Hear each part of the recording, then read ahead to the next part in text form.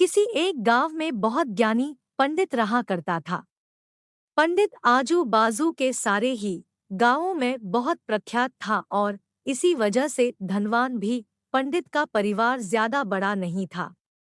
पंडित अपनी पत्नी के साथ अपने बहुत बड़े घर में अकेला रहता था, क्योंकि पंडित को कोई बेटा नहीं था और एक बेटी थी जिसका विवाह पास के गांव वाले एक श्रीमंत लड़के से हो चुका था।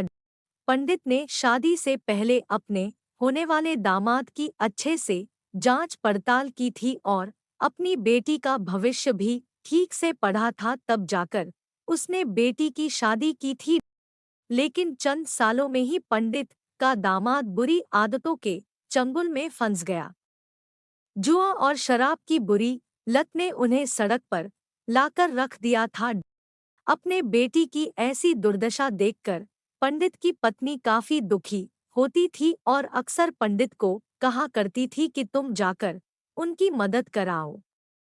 पंडित हमेशा अपनी बीवी को यह कहकर उनकी मदद करने के लिए मना कर देता था कि अभी कुछ समय तक उनका बुरा वक्त चलना है।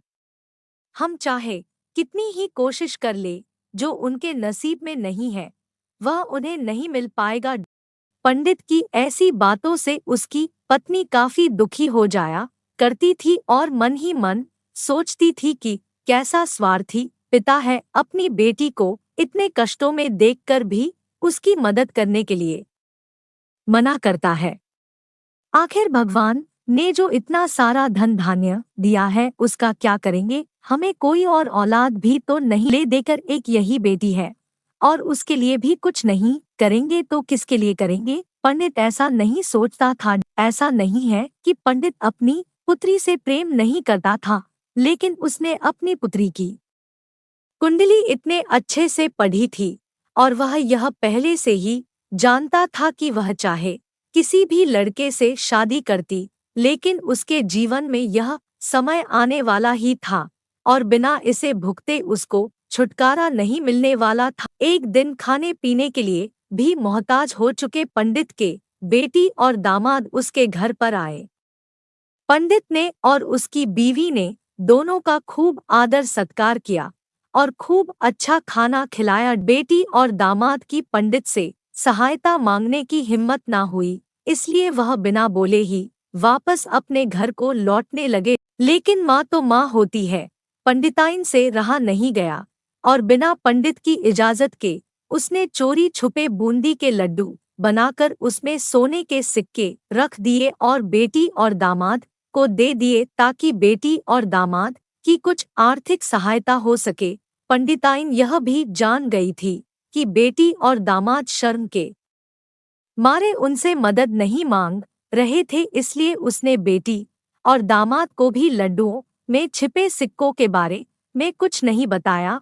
जाहिर सी बात है कि जब वो लोग घर पर जाकर लड्डू खाएंगे तो उन्हें उसमें सोने के सिक्के मिल जाएंगे। इस तरह बिना उनके मांगे ही उन तक मदद पहुंच जाएगी। सोचकर पंडिताइन मन ही मन अपने बेटी की मदद करने के लिए खुश होने लगी। पंडित के दामाद और बेटी उन दोनों का आशीर्वाद लेकर अपने घर के तरफ रवाना हो गए। उन दिनों गाड़ियां तो होती नहीं थी, घोड़ा गाड़ी या बैल गाड़ियां चलती थी। पैसे ना होते तो और चीजों की लेनदेन से भी व्यवहार होता था। बेटी और दामाद का गांव पंडित के घर से कोसों दूर था, फिर भी पैसों की कमी के चलते वह चलकर अपने गांव की तरफ निकल पड़े। थोड़े दूर ही चले थे कि पंडित की बेटी के पैर में मोच आ गई और अब उसको चलना भी मुश्किल हो गया। पंडित के दामाद ने जब देखा कि उसकी बीवी अब बिल्कुल चलने में सक्षम नहीं है, तो उसने एक टांगा अपने घर तक किराए पर ले लिया। दोनों पति पत्नी टांगे में बैठकर घर तक पहुंच गए, लेकिन टांगे वाले को देने के लिए उनके पास पैसे नहीं थे, इसलिए पंडिताइन ने जो बूंदी के लड्डू उन्हें दिए थे वही किराए के तौर पर उस टांगे वाले को दे दिए। टांगे वाला बूंदी के लड्डू को लेकर वहां से चला गया। टांगे वाला अपने घर की तरफ जा रहा था, तब उसे एक हलवाई की दुकान दिखी। उसने सोचा कि थोड़े से बूंदी के लड्डुओं से मेरे घर के लोगों का पेट थोड़ी भरने वाला है। इससे अच्छा मैं इन बूंदी के लड्डुओं को बेचकर उनसे कुछ चावल खरीद लेता हूँ। टांगे वाले ने बूंदी के लड्डू हलवाई को बेच दिए। जिस गांव में वह हलवाई रहता था उसी गांव में एक आदमी ने अपने घर पर पूजा रखी थी और उसी पंडित को उस पूजा के लिए बुलवाया था। पूजा में लगने वाले प्रसाद के लिए उस आदमी ने उसी हलवाई से बूंदी के लड्डू लिए जहां पर उस टांगे वाले ने बेचे थे। हलवाई ने भी उस आदमी को टांगे वाले से खरीदे हुए लड्डू ही पहले दिए ताकि वह खराब ना हो जाए, क्योंकि वह नहीं जानता था यह लड्डू कब बने हैं। पूजा खत्म होने पर दक्षिणा और बूंदी के लड्डू लेकर जब पंडित अपने घर आया और खाना खाने बैठा तो प्रसाद में लाए बूंदी के लड्डू खाते वक्त लड्डू से सोने का सिक्का निकला। इस घटना को देखकर पंडिताइन की आंखों से आंसू बहने लगे।